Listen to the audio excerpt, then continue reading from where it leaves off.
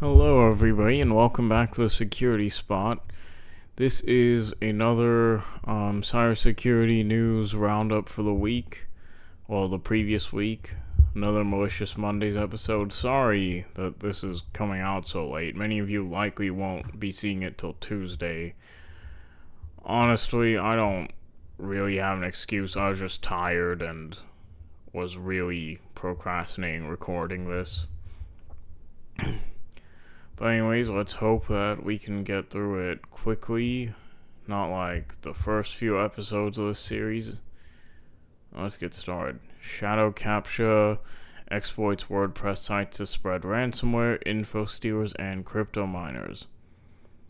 A new large-scale campaign has been observed exploiting over 100 compromised WordPress sites to direct site visitors to fake CAPTCHA verification pages that employ the quick fix social engineering tactic to deliver information stealers, ransomware, and cryptocurrency miners. The large-scale cybercrime campaign, first detected in August 2025, has been codenamed Shadow Capture by a digital agency. The campaign blends social engineering, living off the land binaries or lol bins, and multi-stage payload delivery to gain and maintain a foothold in targeted systems, researchers said. The ultimate objectives of Shadow Capture are collecting sensitive information through credential harvesting and browser data exfiltration, deploying cryptocurrency miners to generate illicit profits, and even causing ransomware outbreaks. The attacks begin with unsuspecting users visiting a compromised WordPress website that has been injected with malicious JavaScript code that's responsible for initiating a redirection chain that takes them to a fake Cloudflare or Google Captcha page. From there, the attack chain forks into two, depending on the quick fix instructions displayed on the web page. One utilizes the Windows Run dialog, and the other one guides the victim to save a page as an HTML application, then run it using mshta.exe. Personally, if I see a dialog box like that, I'm just going to try and visit another website for what I need. I advise you all to do the same. Capture pages are annoying enough. I understand the necessity for them, but when they turn to a scam like this, when they turn to an attack vector, that's time to run. For those of you who might not know or remember, capture pages are these programs used by Google and Cloudflare that are distributed for free to websites who want them, to check to see if you're a bot. They make you click certain images. Some of them look absolutely ridiculous. Sometimes you'll be like caught in a constant captcha loop. Best thing to remember for those is it's not about what you're clicking, it's about how you move your mouse, because robots will typically be moving their mouse in a grid-like form rather than just waving it around. So wave your mouse every now and then, you should be fine. Anyways, the execution flow triggered via the Windows Run dialog culminates in the deployment of Luma, and this other stealer via MSI installers launched using MSI exec.exe or through remotely hosted HTA files using the other exe file that we mentioned, whereas the execution of the saved HTA payload results in the installation of Epsilon Red ransomware. It's worth pointing out that the use of quick fix lures to trick users into downloading malicious HTA files for spreading Epsilon Red ransomware was documented last month by CloudSec. The compromised quick fix page automatically executes obfuscated JavaScript that uses navigator.clipboard.write text to copy a malicious command to the user's clipboard without any interaction, relying on users to paste and run it unknowingly, the researchers said. The attacks are characterized by the use of anti-debugger techniques to prevent inspection of web pages using browser-developed tools, while also relying on DLL sideloading to execute malicious code under the guise of legit processes. And here's a diagram of how it works. It starts with the user visiting a compromised WordPress site, which will redirect the user to analytwave.com, which will redirect it to analytics not in, which will redirect it to here, and then from there the quick fix thing will give either this set of instructions, which will do this to hack into someone's system and use it to mine cryptocurrency or exfiltrate credentials, or this to exfiltrate credentials, or this to encrypt someone's files with ransomware. Select shadow capture campaigns have been observed delivering an XMR rig-based cryptocurrency miner, with some variants fetching the mining configuration for a pastebin URL rather than hard coding it in the malware, thus allowing them to adjust the parameters on the fly. In cases where the miner payloads are deployed, the attackers have also been observed dropping a vulnerable driver that goes by this name. It's a .sys file. It's probably going to blend in with a lot of others at first glance to achieve kernel level access and interact with CPU registers with an aim to improve mining efficiency. Of the infected WordPress sites, a majority of them are located in Australia, Brazil, Italy, Canada, Colombia, and Israel, spanning technology, hospitality, legal and finance, healthcare, and real estate sectors. Exactly how these WordPress sites are compromised is not known, but Goldman told the Hacker News there's medium confidence that the attackers obtained access through various known exploits in a variety of plugins, and some instances used the WordPress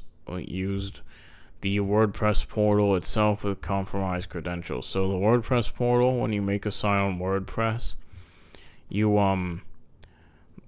have a portal that you can use to do certain things with that site. And I guess that in some instances they will hack into someone's WordPress account and use that portal to infect the site and compromise it. This is interesting. This is like a relatively new thing. Again, you saw August 2025. That was literally last month. Today is September 1st.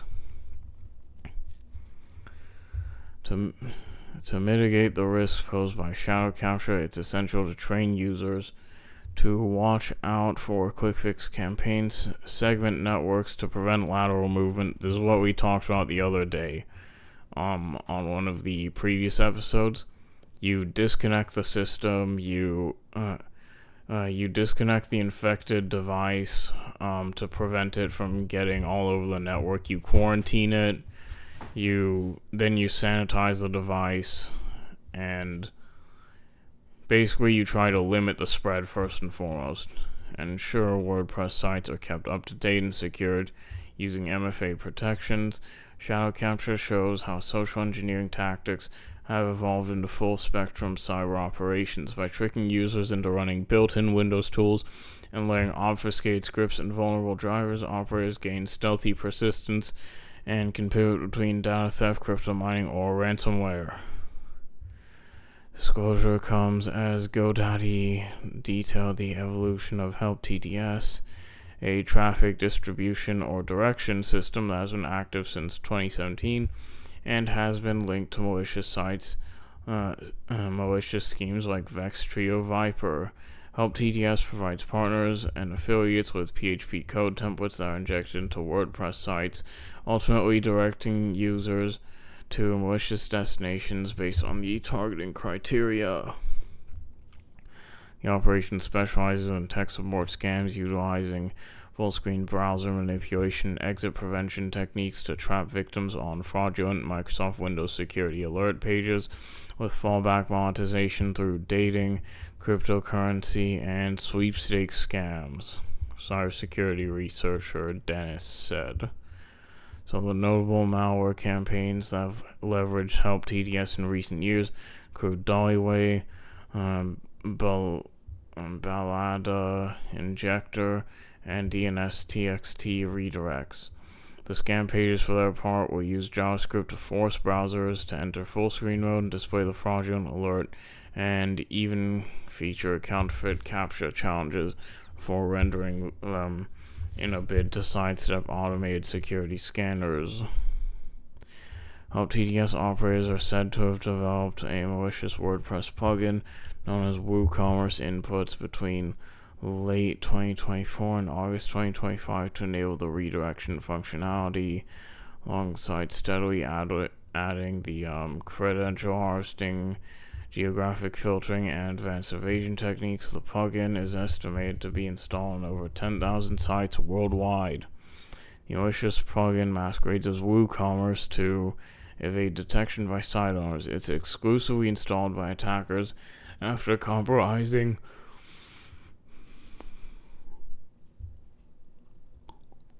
WordPress sites through stolen admin credentials. This plugin serves as both a traffic monetization tool and credential harvesting mechanism, demonstrating continuous evolution from simple redirect functionality to sophisticated malware as a service offering, GoDaddy said. By providing ready-made solutions including C2 infrastructure, standardized PHP injection templates, and fully featured malicious WordPress plugins, Help TDS has lowered the barrier of entry for cybercriminals seeking to monetize infiltrated websites. So it seems like these guys are the next level of cybercriminal. We talked about this with ransomware, how they've made such an incredible malicious tool, hacking tool, that now they don't even hack into stuff themselves. They just sell their tool to other cyber criminal groups that are getting up off the ground and take some of the cut from their heist. Alright, now then. WhatsApp patches, zero-click, exploit targeting,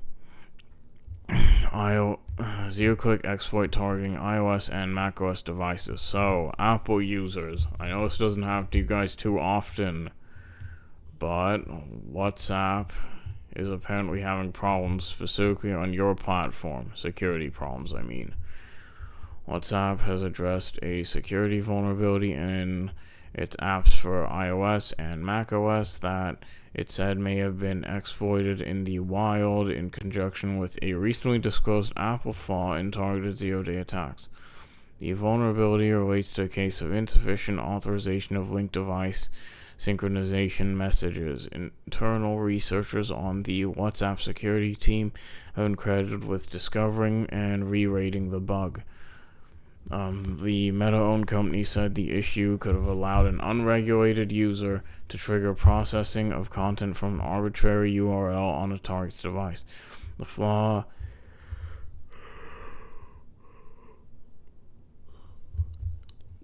affects the following versions: WhatsApp for iOS prior to this version, which was patched on July 28th. WhatsApp Business for this version of iOS, which was patched on August 4th. And also patched on August 4th was this WhatsApp for Mac version.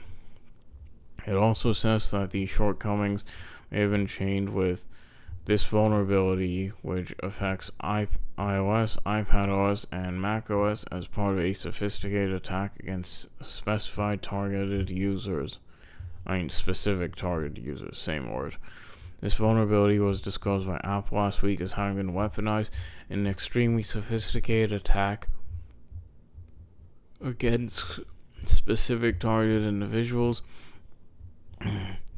The The vulnerability in question is an out-of-bounds write vulnerability in the image I/O framework that could result in memory corruption when processing a malicious image. The head of the security lab at Amnesty International said WhatsApp has notified an unspecified number of individuals that they believe had been targeted by the spyware campaign in the past 90 days with this vulnerability. In the alert sent to the targeted individuals, WhatsApp has... Sorry, I'm really tired. WhatsApp has also recommended performing a full device factory reset and keeping the operating system and the WhatsApp app up to date for optimal protection. It's not currently known who or which spyware vendor is behind the attacks. The pair of vulnerabilities has been described as a zero-click attack, meaning it doesn't even require user interaction like clicking a link to compromise their device. So this is probably not even people's fault. This isn't even like really a user error thing. This is just an app error. Early indications are that the WhatsApp attack is impacting both iPhone and Android users. Oh great, now I have to worry too. Civil society individuals among them. Government spyware continues to pose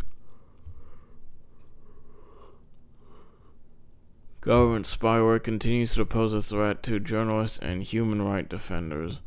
In a statement, and here's an update, in a statement that was shared with the Hacker News, WhatsApp said it sent in-app threat notifications to less than 200 users who may have been targeted as part of the campaign. So it seems like this was a crisis that got pretty averted, it looks like. So that's good.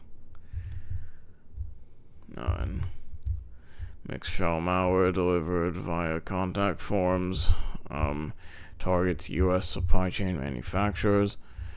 Cybersecurity researchers are calling attention to a sophisticated social engineering campaign that's targeting supply chain critical manufacturing companies with an in-memory malware dubbed mixed shell. The activity has been codenamed Zipline by Checkpoint Research.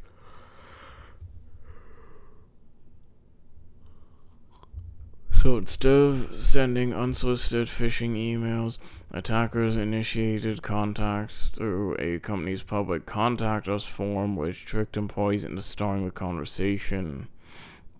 The falls are weeks of professional, credible exchanges, often sealed with fake NDAs, before delivering a weaponized zip file carrying mixed shell, which is a stealthy in-memory malware. The attacks have cast a wide net spanning multiple organizations across sectors and geographic locations, with an emphasis on U.S.-based entities. Primary targets include companies in industrial manufacturing such as machinery, metalwork, component production, and engineered systems, as well as those related to hardware and semiconductors, consumer goods, biotech, and pharmaceuticals. This diverse but focused campaign has raised the yet focused targeting has raised the possibility that the threat actors behind the campaign are honing in on industry verticals critical to the supply chain. Other companies targeted by Zipline include Singapore, Japan, and Switzerland. The company's provenance and motives are presently unclear, but Checkpoint said identified overlapping digital certificates between IP address used in the attacks and infrastructure previously identified by Zscaler and Proofpoint as employed in transfer loading clocks undertaken by a threat cluster referred to as GreenSec. Zipline is another instance of how threat actors are increasingly banking on legit business workflows, such as targeting approaching targets via companies' contact us form on their website, thereby weaponizing trust in the process to sidestep any potential concerns. While the approach of using website contact forms as a malware distribution vector is not wholly new, where Zipline stands apart in its avoidance of scare tactics and urgent language to trick recipients into taking unintended actions. So this isn't like usual social engineering attacks. Usually they'll freak the victim out and use that to make them paranoid and have an emotional response rather than being able to really think about it by going, hey buddy, clock's ticking, you're getting hacked, even though they are the ones doing the hacking. Anyways, this patient social engineering technique involves drawing victims into multi-week conversations. Yeah, I've seen this one before. In some cases, even instructing them to sign NDAs or sending booby-trap zip files. Recent social engineering waves have also capitalized on the AI transformation trend, with the attackers offering to help the AI targeted enemy. With the attackers offering to help the targeted entities implement new AI-centric initiatives to reduce costs and improve efficiency. Sorry, like I said, I'm really tired. The attack chain is characterized by multi-stage payloads, in-memory execution, and DNS-C2 channels, which allow a threat actor to stay under the radar. Specifically, the zip archives come fitted with a Windows shortcut LNK that triggers a PowerShell loader, which then paves the way for a custom in-memory mixed shell implant that uses DNS tunneling and HTTP as a fallback C2 mechanism to support remote command execution, file operations, reverse proxying, stealth persistence, and deeper network infiltration. Mixed shell also comes in a PowerShell variant that incorporates anti-debugging and sandbox evasion techniques, use scheduled tasks for resistance, and drops reverse proxy shell and file download capabilities. The files are hosted on a subdomain of herokuapp.com, which is a legit platform as a service providing compute and storage infrastructure for hosting web applications. Once again, illustrating the threat actor's abuse of legit services to blend in with normal enterprise network activity. The ONK file responsible for initiating the execution chain also displays a lure document present in the zip file so it does not arouse the victim's suspicions. That said, Checkpoint noted that not all zip files served from the Heroku domain are malicious, which suggests customized delivery of malware in real time based on certain criteria. In many cases, the attacker uses domains that match the names of LLCs registered in the US based and their companies. In some cases may have previously belonged to legit businesses, Checkpoint said. The attacker maintains similar template websites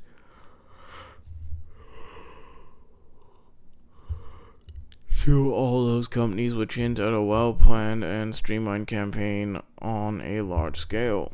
These domains act as a perfect cover not only because of the similarities in the names, also the fact that they were originally registered between 2015 and 2019, had long-standing DNS records and clean reputations. By taking control of these abandoned or dormant domains, it can give attackers a better chance of getting around security filters and gaining the trust of targeted organizations. This campaign poses severe risk to companies because it can lead to theft of intellectual property and ransomware attacks, business email compromise, and account takeovers resulting in financial fraud and potential supply chain disruptions with cascading impacts. The Zipline campaign is a wake-up call for every business that believes phishing is just about suspicious links and emails, Sergey said. Attackers are innovating faster than ever, blending human psychology, trusted communication channels, and timely AI lures. To stay safe, organizations must adopt prevention first, AI-driven defenses, and build a culture of vigilance that treats every inbound interaction as a potential threat. Yeah, so I was talking about something similar in that one video I made about how saying that phishing emails can be spotted by looking for bad grammar is bad and outdated cybersecurity advice, in my opinion. And it seems like we're starting to support that more and more, because phishing isn't just about suspicious links in emails, isn't just about this spelling or that spelling. Those can be clues, and you should pay attention to that. But also, try to be a little skeptical about just about everything you notice, and try to take security more seriously as you go through your day. My last article, SalesLoft OAuth breach via Drift AI chat agent exposes Salesforce customer data. Oh, great, Salesforce. This is a widespread data theft campaign that has allowed hackers to breach sales automation platform SalesLoft to steal OAuth and refresh tokens associated with the Drift AI agents. The activity seemed to be opportunistic in nature, has been attributed to a threat actor that was tracked by the Google Threat Intelligence Group and Mandiant, which was tracked as UNC6395. I'm pretty sure we've talked about this one. And GTIG told the Hacker News that it's apparently over of only 700 potentially impacted organizations. So it's aware of over 700 organizations that have been infected by this guy. Beginning as early as August 8th, 2025, got through at least August 18th. Through at least August 18th, 2025, the attacker targeted Salesforce customer instances who compromised OAuth tokens associated with the Salesforce Drift third-party application. In these attacks, the threat actors have been observed exporting large volumes of data from numerous corporate Salesforce instances with the likely aim of harvesting credentials that could be used by them. That could be then used to compromise victim environments. Can you tell that I'm running on empty right now? I'm so sorry. I keep making the weirdest reading mistakes. These include AWS access keys, passwords, and Snowflake-related access tokens. has also demonstrated operational security awareness by deleting query jobs, although Google is urging organizations to review relevant logs for evidence of data exposure, along with revoking API keys, rotating credentials, and performing further investigation to determine the extent of compromise. SalesLoft in advisory issue 2025 August 20th said it identified a security issue in the Drift application. I'm so sorry, my mic just fell.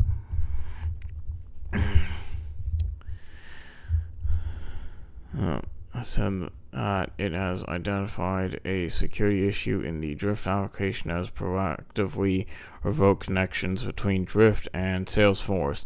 The incident does not affect customers who do not integrate with Salesforce. A threat actor used OAuth credentials to exfiltrate data from our customers' Salesforce instances, SalesLoft said. The threat actor executed queries to retrieve information associated with various Salesforce objects, including cases, accounts, users, and opportunities. The company is also recommending that administrators re-authenticate their Salesforce connection to re-enable the integration. The exact scale of the activity isn't known, but Salesforce has said it has notified all affected parties. In a statement on Tuesday, Salesforce said a small number of customers were impacted, stating the issue stems from a compromise of the app's connection. So once they realized that Salesloft and Salesforce invalidated active access and refresh tokens, they removed Drift from App Exchange, and then they notified all the affected customers. So, these Unk people are Shiny Hunters. Yeah, we covered Shiny Hunters and Scattered Spider. So these guys are targeting Salesforce instances for financial reasons. The principal threat analyst at GTIG, Austin Larson, has said that this new emerging cluster is ONC 6395, and adding that we have not observed any compelling evidence connecting them to other groups at this time.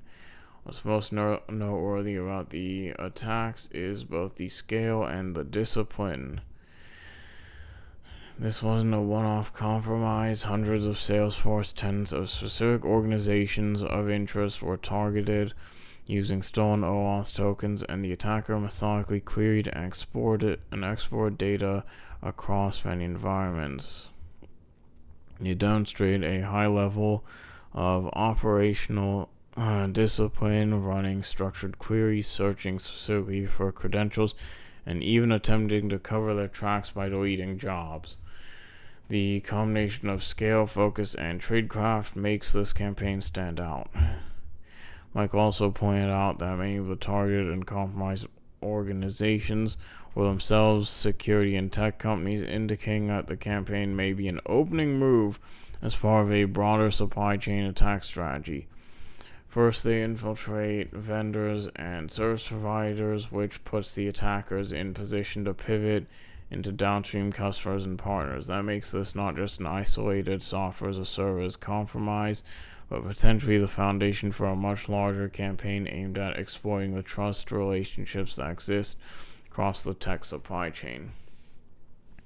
Salesloft, in a follow-up alert, said that it has engaged the services of Mandiant and Coalition to investigate the breach and to facilitate containment and remediation efforts. It's also urging Drift customers to update their API keys for each connected Drift integration. We are recommending that all Drift customers who manage their own Drift connections to third-party applications via API key proactively revoke the existing key and reconnect using a new API key for these applications, it said. So your ways to API key-based migration, key-based Drift applications, key-based Drift interactions, OAuth applications are being handled directly by Salesloft. Alright, so sorry for stumbling over my words. After about half of this video, I want to say,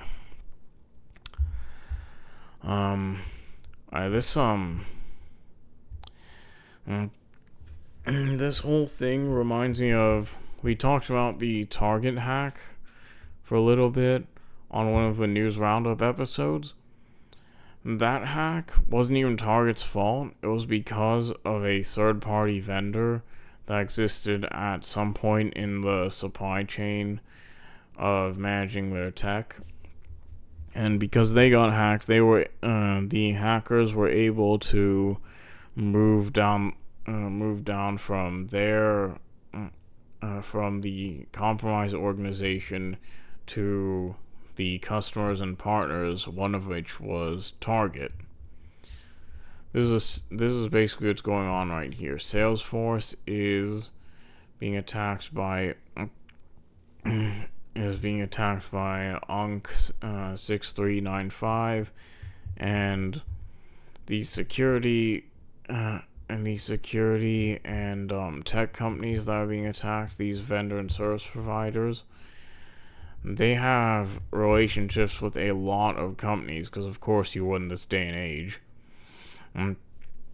And all of these companies, they're like either partners or customers, as you can see here, and that allows these people to go into the compromised systems and get in through these people, because they basically are these people's tech infrastructure. Anyways, that's gonna do it for this video. I'm really sorry again for like almost falling asleep, for the mic falling. Hopefully next week will be better. Anyways, that's gonna do it for this episode. Thank you all so much for watching. This has be sure to comment, like, and subscribe if you want to see more. This has been the Security Spot.